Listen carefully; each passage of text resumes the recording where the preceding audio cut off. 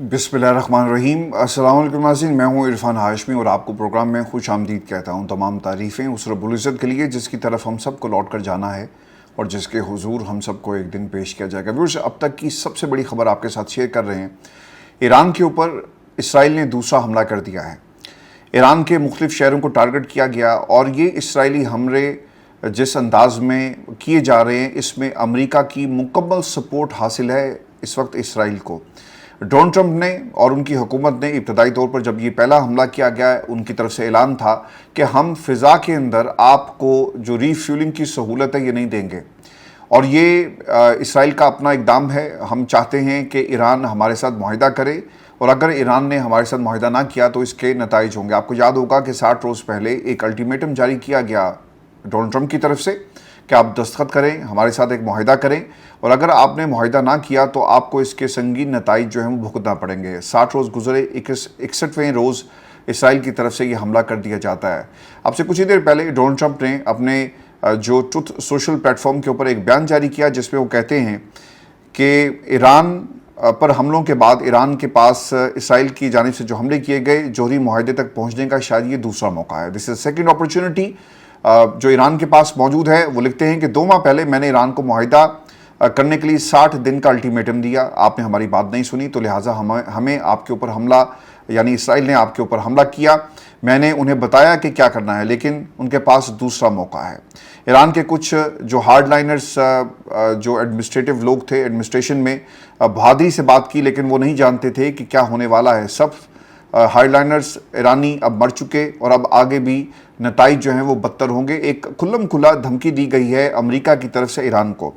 फिर उन्होंने ये भी कहा कि अमेरिका दुनिया में सबसे मौलिक हथियार बनाता है और इसराइल के पास इन हथियारों का बड़ा ज़ख़ीरा है और वो इसे चलाना जानते हैं, लिहाजा वक्त है कि सूरत हाल का खात्मा किया जाए वरना पहले से तयशुदा हमले ज़्यादा संगीन होंगे। और व्यूअर्स, आपको मैं ये भी खबर दे दूँ, गुज़श्ता 1 घंटे के दौरान सोशल मीडिया पर शुमाल मगरबी ईरान के शहर तब्रेज़ से तस्वीर और वीडियोज़ शेयर की हुई हैं जी, जहाँ पर हमला हुआ है और जो लड़ाका तैयारे हैं इसराइल के, उन्होंने मुख्तलिफ़ इलाकों को टारगेट किया है और मुख्तलिफ़ इलाकों से इस वक्त स्याह बादल जो हैं, स्याह धुएँ के बादल आपको तस्वीर के अंदर और वीडियोज़ के अंदर नज़र आएंगे। धुआं उठ रहा है और इस वक्त पूरे ईरान के अंदर जो ऐलान जंग कर दिया गया और इस वक्त एक्ट ऑफ वॉर जो इसराइल की तरफ से किया गया, इंतकाम का नारा लगाया जा रहा है ईरान के मुख्तलिफ शहरों के अंदर और लोग सड़कों पर इस वक्त निकल आए हैं। मैं आपको फिर से भी बता दूं कि ये मकाम मरकज़ी हवाई अड्डे के रनवे के करीब वाक़ है, जहां फ़ौजी अड्डा भी मौजूद था। शहर में 3 अफराद हलाक हुए, सूबे में 10 मकामात को निशाना बनाया गया और इसकी आज़ादाना तौर पर तस्दीक नहीं हो सकी कि हमला किस नौइयत का था। फिर अब ये भी खबर आ रही है कि एक और ईरानी जनरल जो है वो शहीद हो गया जी। ईरान के सरकारी मीडिया के मुताबिक पासदारान इनकलाब की एरोस्पेस फोर्स के कमांडर अमीर अली हाजी ज़ादा भी इसराइली हमले में हलाक हो गए। ये एक इंतहाई अफसोसनाक खबर आपके साथ हम शेयर कर रहे हैं। इसराइल की जारहियत और दूसरी तरफ मुस्लिम दुनिया की खामोशी और फिर आप अमेरिका जो धमकियाँ दे रहा है ईरान को, जो मुसलमानों को मार रहा है इस वक्त ईरान के अंदर, वो अमेरिका जिसकी आशीर्वाद हासिल है इसराइल को, आप उन्हें त्यारे दें। और दूसरी तरफ आपके बयानात काफ़ी हैं और आपने क्या अपनी जिम्मेदारी पूरी कर ली। मैंने पहले भी आप दोस्तों को कहा कि अब ये नेशनलिज्म नहीं है, ये हक और बातिल की जंग है और मुसलमानों को टारगेट किया जा रहा है। अभी आपको ईरान की बारी नज़र आ रही है ना, इससे पहले आपने इराक के अंदर हालात देखे कि किस किस्म की हुकूमत थी और किस तरह अमेरिका ने इराक के ऊपर वॉर अगेंस्ट टेररिज्म के नाम पर हमला किया। दुनिया के मुख्तलिफ जो अपने इत्तेहादी थे उन्हें उनके साथ मिलाकर एक कमज़ोर हुकूमत वहाँ पर खड़ी की। और अब इराक के हवाले से आप बयानात भी नहीं सुनते क्योंकि वहाँ पर जो हुकूमत है वो अमेरिका नवाज हुकूमत है। अमेरिका यही चाहता है कि ईरान के अंदर भी एक ऐसी हुकूमत हो जिसे वो मगलूब कर सकें, जिसे वो अपने तसल्लुत में रख सकें, लेकिन ईरान अमेरिका की बात नहीं मान रहा। अब ज़रा इमेजिन करें कि ये जो कुछ इस खत्ते में हो रहा है ईरान के बाद, अगर ईरान मुकम्मल तौर पर कॉम्प्रोमाइज़ हो गया और ईरान के दिफाई जो इस वक्त सूरत हाल है उसे कॉम्प्रोमाइज़ करके आप हमले करके उसे खोखला कर दें, उसके दिफा को तबाह कर दें, तो फिर अगली बारी किसकी होगी? अफगानिस्तान के अंदर तो आप 20 साल से बैठे हुए थे, जंग कर रहे थे, लेकिन अगली बारी क्या खुदा न खास्ता पाकिस्तान की है, तो पाकिस्तान को देखना पड़ेगा। क्योंकि ये सारा मामला ईरान ने इससे पहले भी इसराइल के ऊपर हमले किए और प्रॉब्लम इनको ये है कि अगर ایران ایٹم بم بنانے میں کامیاب ہو گیا تو پھر ایران کے اندر ضرور یہ صلاحیت موجود ہے کہ وہ اس ایٹم بم کا استعمال کرے گا اور اسرائیل کے اوپر یہ بم پھینکا جا سکتا ہے۔ جو رپورٹس آئی انٹرنیشنل ایٹامک انرجی کی جو رپورٹ ہے اس میں یہ بتایا جاتا ہے کہ اتنی تعداد میں یورینیم موجود تھا کہ اس سے 9 کے قریب ایٹم بم بنائے جا سکتے ہیں، اور یہی وہ نقطہ تھا جو بنیاد بنا اسرائیل کی جانب سے حملے کی اور سپورٹ کیا جا رہا ہے۔ اور ایران کے بارے میں امریکہ یہ یقیناً کسی غلط فہمی کا شکار نہیں ہے کہ اگر امریکہ کو، اسرائیل کو اور ان صہیونی طاقتوں کو اگر کوئی ٹکر دے سکتا ہے، کوئی جواب دے سکتا ہے، کوئی ان کے خلاف کھڑا ہو سکتا ہے تو وہ صرف ایران ہے۔ میں آپ کو یہ خبر بھی دے دوں کہ اسرائیل کے مزید حملے اور اسرائیل کی جانب سے جو سٹیٹمنٹ جاری کی گئی وہ یہ کہتے ہیں کہ آپریشن رائزنگ لائن کا ابھی صرف آغاز ہوا ہے۔ اب تک کے حملوں میں نہ صرف ایران کے جوہری پروگرام بلکہ اس کی فضائی دفاعی نظام کو بھی نشانہ بنایا گیا۔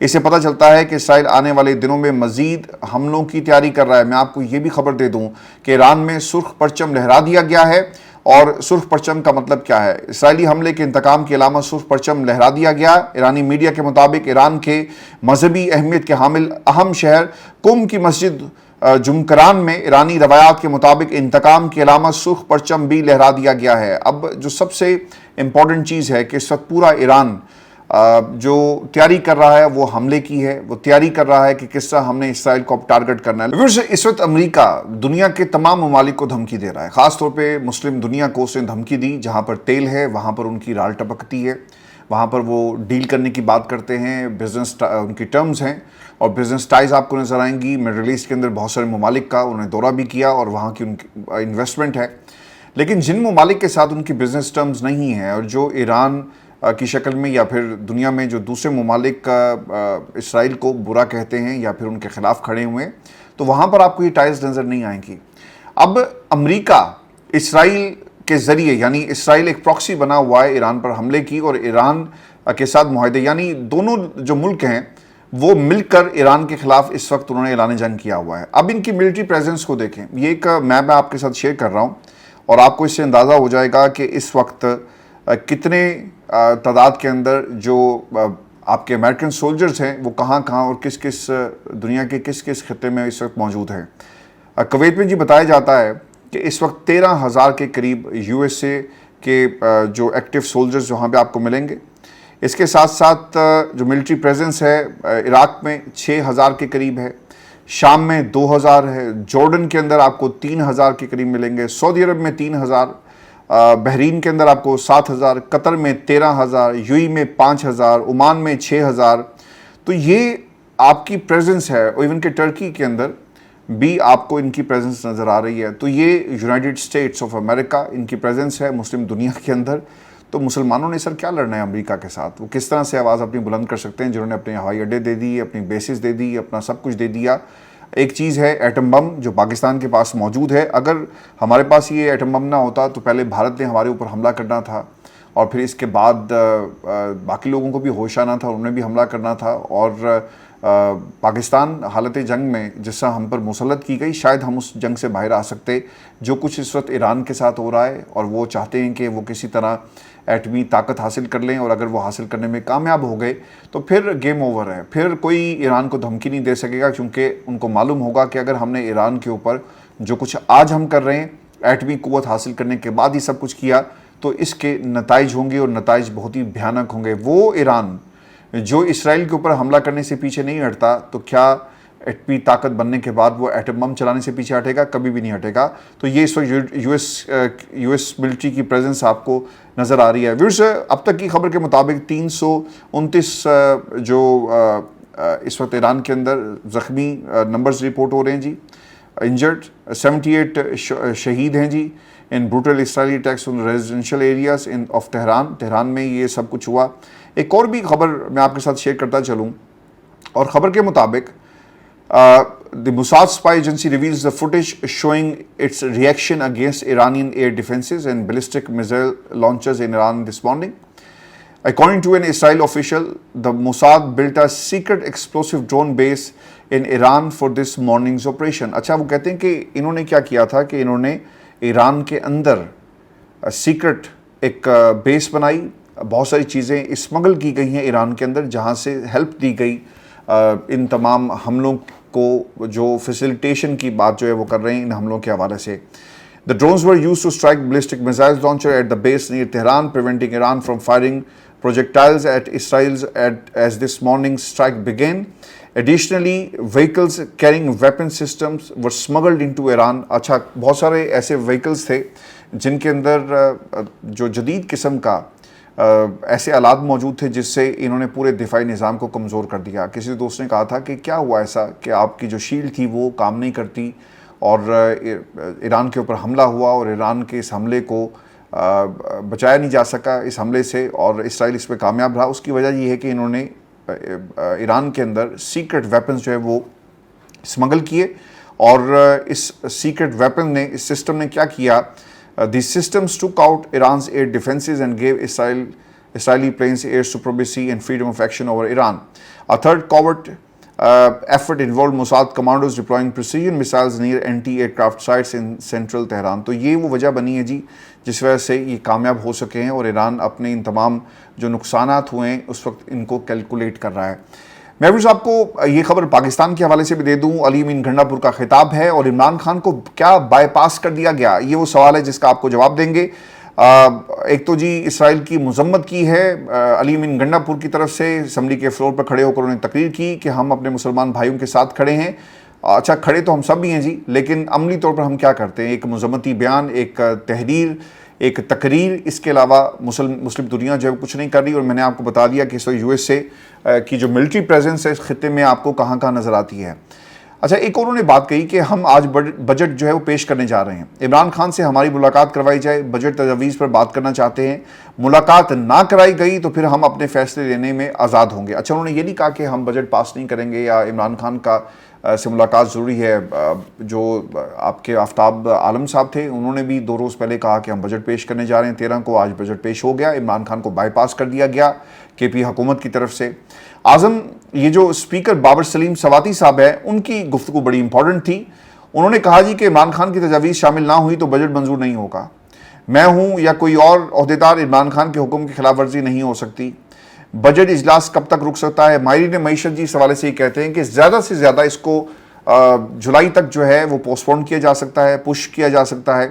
اور اگر جولائی کے بعد بھی اسے آپ نہیں کرتے تو بہت سارا جو سسٹم ہے آپ کا رک جائے گا, نظام دھرم بھرم ہو جائے گا, معاشی طور پر صوبے کو چلانا ناممکن ہوگا, نئے پروجیکٹس نہیں آ سکتے, پرانوں کے لیے آپ کے پاس پیسے نہیں ہوں گے اور کوئی ترقیاتی اسکیم شروع نہیں ہوگی اور کوئی نیا پروجیکٹ شروع نہیں ہوگا اور صوبہ جو ہے مکمل طور پر کولیپس کر جائے گا, یہ کہا جا رہا ہے. ابھی صاحب کو میں یہ بھی خبر دوں کہ خیبر پختونخوا کا یہ جو گورنر ہے جسے یہاں پر انسٹال کیا گیا وہ کہتا ہے جی کہ میں بجٹ اجلاس نہیں بلاؤں گا. اب ان کے مکروہ چہرے دیکھیں جو پاکستان کی معیشت کے ساتھ کھیلتے ہیں, پاکستان کی عوام کے ساتھ کھیلتے ہیں. بجٹ ہر یہ پاس کروائیں گے چاہے وہ سینٹر کا ہو چاہے اپنے صوبے کا ہو, لیکن بعد میں کہیں گے کہ جناب ہمیں اس کے اوپر تحفظات ہیں. اگر تحفظات ہیں آپ لوگوں کو تو آپ پاکستان میں یہ جو حکومت ہے آپ اسے ختم کریں اور آ جائیں میدان میں اس حکومت کے خلاف. لیکن حکومت کے ساتھ چمڑے بھی رہیں گے چونکہ فیصل کریم کنڈی جیسے لوگوں کو کرسیاں چاہیے اور کرسیوں پر بیٹھ کر وہ اس وقت گورنرشپ کے مزے لوٹ رہے ہیں.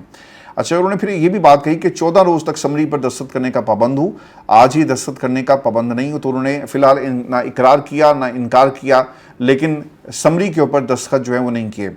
ورز علیمہ خان کی گفتگو بڑی امپورٹنٹ تھی کیونکہ کچھ روز پہلے یہ کہا گیا علی امین گھنڈا پور کی طرف سے کہ ہم بندوقیں لے کر آئیں گے, اگر تم نے گولی چلائی تو ہم بھی گولی چلائیں گے. اس کا جواب آیا. علیمہ خان کہتی ہیں کہ بندوقیں لانے کی ضرورت نہیں پڑے گی کیونکہ عمران خان واضح کر چکے کہ اسلام آباد نہیں آئیں گے, ابھی صرف تحریک کا آغاز ہونے جا رہا ہے. علی امین گھنڈا پور نے یہ نہیں کہا کہ میں اسلام آباد آ کر گولیاں ماروں گا, اس نے کہا کہ دفاع کروں گا, اس لیے علی امین گھنڈا پور کے بیان کو غلط رنگ نہ دیا جائے. علی امین گھنڈا پور اپنے ساتھ لوگ لے کر آتے ہیں, اگر ان کو گھیر کر مارا جائے تو علی امین گھنڈا پور کا حق ہے کہ وہ اپنے لوگوں کا دفاع کریں. اعظم نذیر تارڑ اور احسن بون بیگ میں پیسے لیے پھرتے ہیں, واجد گیلانی جیسے لوگ بک جاتے ہیں. واجد گیلانی کے خلاف وکلا تحریک عدم اعتماد لانے لگے ہیں. واجد گیلانی بڑھ چڑھ کر حکومت کی سپورٹ کر رہا ہے. آپ پاکستان کے آئین اور قانون کی بولیاں نہ لگائیں. اگر آپ نے نیلام ہی کرنا ہے تو ہمیں بتا دیں, ہم چندہ اکٹھا کر کے ڈبل پیسے آپ کو دلوا دیں گے, اور آپ ایسا مت کریں. ویورز میں آپ کو ایک خبر یہ بھی دے دوں, علیمہ خان تو یہ بات کر رہی ہیں اور انہوں نے بھرپور طریقے سے علی امین گھنڈا پور کا دفاع بھی کیا, اور یہ بھی ایک نیو ڈیولپمنٹ ہے کیونکہ اس سے پہلے ایسی باتیں نہیں ہوئی. यास्मीन राशिद साहिबा का केस, और इसमें आज क्या हुआ ये भी एक अनहोनी है जो पाकिस्तान में सिर्फ हो सकती है। आज जब डॉक्टर यास्मीन राशिद के 9 मई केस की समाअत शुरू हुई तो वही पुराना बहाना लगाया गया कि जनाब अभी तक रिकॉर्ड नहीं आ सका, आयो रिकॉर्ड लेकर नहीं आ सका। डीएसपी ने अदालत को बताया कि जिस आयो के पास रिकॉर्ड है उसकी खाला फौत हो गई है, जिसकी वजह से वो नहीं आ सका। जिस पर जज ने पूछा कि क्या रिकॉर्ड कोई और नहीं ला सकता, डीएसपी ने कहा कि वो रिकॉर्ड साथ आयो साहब जो है वो अपने साथ लेकर चलेंगे क्योंकि मामला हसास नोयत का है और लिहाजा किसी और को ये रिकॉर्ड नहीं दिया जा सकता, लिहाजा वो साथ चले गए हैं और फैसलाबाद में इस वक्त रिकॉर्ड मौजूद है। आप अंदाज़ा करें कि ये जो तफ्तीशी है उसके हालात हैं, उसकी खाला फौत होगी और वो क्या कर रहा होगा कि इधर जनाजा पढ़ाया जा रहा है और उसने अपनी बगल के अंदर जो रिकॉर्ड है यास्मीन राशिद के केस का वो उठाकर वो फिर रहा होगा, एक हाथ से दुआ कर रहा होगा, दूसरे हाथ में उसके यास्मीन राशिद का रिकॉर्ड होगा। एक जनाजे में आप जा रहे हैं और आप डॉक्टर यास्मीन राशिद का रिकॉर्ड भी अपने साथ लेकर चले गए, तो ये है पाकिस्तान का निज़ाम इंसाफ। किसी ने ये नहीं पूछा कि यार ये सरकार का एक रिकॉर्ड था, तुम्हें कैसी ज़रूरत हुई कि तुम अपनी खाला के जनाजे पर इसे उठाकर लेकर चले जाओ। जज भी यहाँ पर आपको आजकल इसी किस्म के मिलेंगे। व्यूअर्स, इस मुकदमे में जस्टिस मुज़ाहिर अली नकवी के स्क्वाड गाड़ी चलाने की एफआईआर, एक तो ये इसके अंदर केस है 9 मई का वाक़या और 4 दिन के बाद 13 मई को ये मुकदमा दर्ज हुआ, यानी पुलिस हुकाम ने पूरी तसल्ली से मुकदमा जो है वो दर्ज किया। मुद्दई और गवाह पुलिस वाले आपको इस केस के अंदर नजर आएंगे। तीसरी चीज़, जिस गाड़ी का जिक्र है वो एसपी तौकीर अहमद के नाम पर अलॉट है और ना वो ज़ख्मी हुए और ना उनका इस हवाले से कोई बयान रिकॉर्ड पर मौजूद है। चौथी चीज़, मुकदमे में किसी शख्स को नामजद नहीं किया गया, जबकि मुद्दई कहता है कि मैं इनको पहले से जानता हूँ। अगर मुद्दई पहले से जानता था तो नामालूम अफराद में आपने पहले मुकदमा दर्ज किया और बाद में आप उन्हें नामजद करते हैं एफआईआर के अंदर। चंद रोज़ के बाद 11 अफराद को नामजद किया गया, जिसमें एक नाम डॉक्टर यास्मीन राशिद का भी था और फिर एक सप्लीमेंट्री बयान में मजीद 30 अफराद को नामजद करते हुए टोटल 42 लोग जो हैं वो नामजद किए गए। तो ये इस केस के अंदर आपको डिस्क्रिपेंसीज नजर आएंगी। जो छठा नुकता है कि इस मुकदमे में डॉक्टर यास्मीन राशिद को 2 मरतबा उनकी गिरफ्तारी डाली गई। पहली गिरफ्तारी 6 माह की ताख़ीर से डाली गई। इस केस में रुबीना जमील पर पेट्रोल बम और लाइटर से आग लगाने का इल्ज़ाम था और उसकी ज़मानत हो चुकी, जबकि डॉक्टर यास्मीन राशिद पर किसी चीज़ को जलाने या तोड़ फोड़ का कोई इल्ज़ाम मौजूद नहीं है। और इसी मुकदमे में सनम जावेद और अफशां तारिक भी थी, जिनकी ज़मानत के ऊपर जो है यानी उनकी ज़मानत इस वक्त हो चुकी है। तो ये इस वक्त की सूरत हाल है जो आपको पाकिस्तान में इन केसेस के हवाले से नज़र आएगी। व्यूअर्स, देखना ये है कि इमरान खान की गुफ्तगू को माना जाता है या पार्टी के लोग इसे बाईपास करते हैं। मैं आपको ना जाते जाते, चूँकि ये डेवलपिंग स्टोरी है ईरान के ऊपर हमले की, तो कुछ चीज़ें इसके अंदर मज़ीद सामने आई। एक तो जी पाकिस्तान की अपने शहरियों को ईरान और इराक़ के सफ़र से गुरेज करने की हिदायत, एक एडवाइजरी जारी कर दी गई है और पाकिस्तान की ईरान पर इसराइली हमले की शदीद मज़म्मत है, ये पाकिस्तान की तरफ से मज़म्मत की गई। और फिर दूसरी तरफ जो अफ़गानिस्तान की जो हुकूमत है उन्होंने भी इस हमले की मज़म्मत की है। ये भी एक मेजर डेवलपमेंट है और देखना ये होगा कि अगले कुछ घंटों के अंदर जो कहा जा रहा है, क्योंकि डेवलपिंग स्टोरी है, क्या मज़ीद हमले किए जाएंगे। अपने पैगाम में अफ़गान हुकूमत के तर्जुमान ज़िबुल्लाह मुजाहिद की जानिब से बयान में कहा गया कि अमारात इस्लामिया अफ़गानिस्तान ईरान पर इसराइल के हमलों, फ़ौजी क़यादत और एटमी साइंसदानों के कत्ल की मज़म्मत करती है।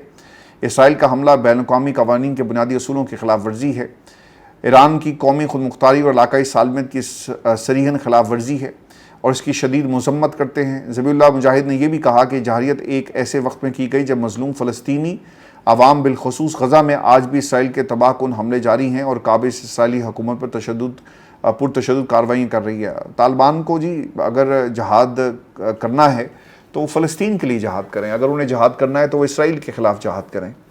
आपकी मंजिल ही गलत है और जब आपकी मंजिल गलत होगी तो आपको वो मंजिल कभी नहीं मिलेगी। अब ये जो ईरान में जो लाल झंडा लहराया गया, ये पूरी मुस्लिम उम्मा को इंतकाम लेना चाहिए, लेकिन प्रेजेंस आप देख लें मिडल ईस्ट के अंदर जितने भी आपके इम्पोर्टेंट ममालिक हैं वहाँ पर आपको अमेरिका की प्रेजेंस जो नज़र आ रही है, उनकी फ़ौज वहाँ पे बैठी हुई है। तो किस तरह से अमेरिका के ख़िलाफ़ या इसराइल के ख़िलाफ़ ऐलाने जंग जो है वो करेंगे। अपना ख्याल रखिएगा, अगली वीडियो में आपसे जल्द मुलाकात होगी। और व्यूअर्स, मैं आपको जाते जाते ये भी बता दूँ कि इरफान हाशमी टॉक्स के ऊपर RSS से मुतल्लिक हमने एक डॉक्यूमेंट्री अपलोड कर दी है, इसे जाकर ज़रूर देखिएगा और अपने कमेंट्स भेजिएगा और चैनल को ज़रूर सब्सक्राइब करें इरफान हाशमी टॉक्स को। इजाज़त दीजिए, अल्लाह निगहबान।